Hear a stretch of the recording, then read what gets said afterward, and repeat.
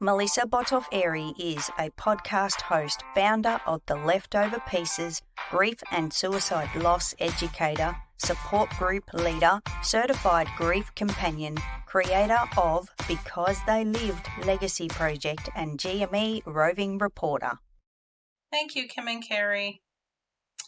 As the in-house grace and space expert here at GME, I've been giving tips on managing the overwhelm that can creep in for so many reasons in entrepreneurship. Previously, I have named loneliness, anxiety, and grief as three very human conditions that often directly affect us in our entrepreneurship journey. This week, I'm talking about grief.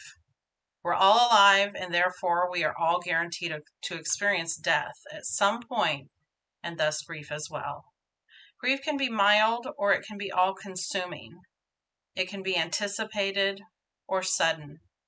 Grief can be everything from a mild distraction to an all-consuming event. But we still have to do life, and on some level business at some point, right? So what tip can I offer here? I have learned over time to live successfully alongside the grief of losing my 21-year-old son by suicide. So here's my number one tip for grief. Do you have to feel it to heal it? I think you do. Don't hide from your grief. I'm suggesting that you actually give it a set time on your calendar. During that time, just honor your grief. Cry, journal, listen to music, do whatever you need. Now, the amount of time you allot and what you do will vary, of course, based on your loss, but the principle is the same. You cannot escape grief, so I say embrace it. By giving grief its own space and time, you will be more able to focus on your work when you are working. I hope this helps. Back to you, Kim and Carrie. Thank you, Melissa. Wow, so true, Kim.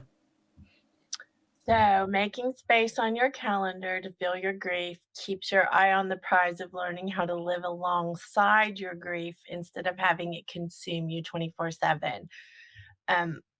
Melissa has made progress over the last 3 years in impacting so many lives with the Leftover Pieces podcast. It's suicide loss conversations.